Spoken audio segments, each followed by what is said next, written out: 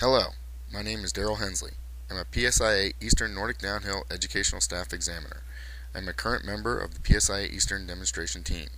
This mini video shows a few of my favorite activities and drills that I used in preparing myself for the 2008 National Team Tryouts. I hope these fun, challenging activities help you and your students improve their teleskiing as much as it has helped me.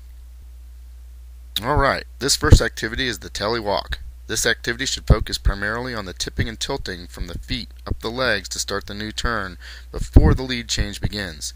The second and equally important part of this activity is the twisting of the inside leg on the ball of the foot to maintain a parallel relationship of the feet, legs, thus skis. This next activity is called Tele pivot slips. The goal of this drill should be the release of the downhill ski and the twisting and pivoting of the legs to keep the skis in a parallel relationship. The slipping of the skis should be done directly down the fall line. The skier's feet should remain over an imaginary line at all times.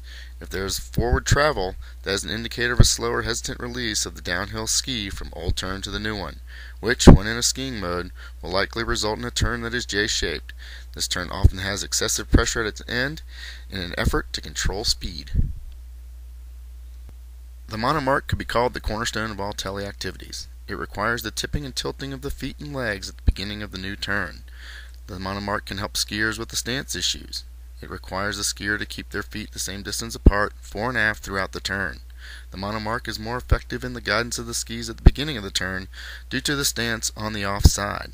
It is difficult for a skier to twist the skis early in the turn, therefore the tails of the skis tend to follow the tips, which will likely result in a rounder turn with more effective pressure control of the skis at the end of the turn.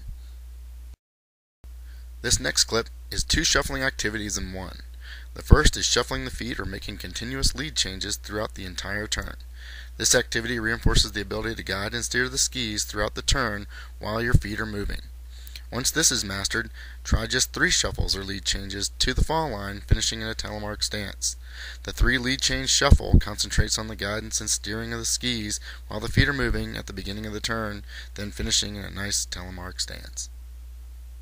Alright, practicing and owning the previous activities now brings us to this modern day telemark turn.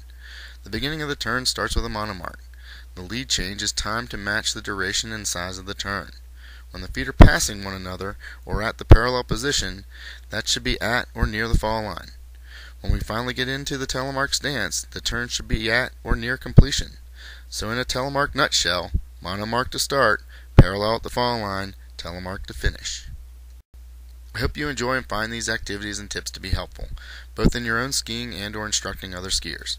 Having a solid foundation will allow you and your students to become more versatile skiers. Once there, tactical choices, along with good technique, will allow you to challenge yourself and your students in all types of terrain and conditions. This should lead to a much better all-mountain experience.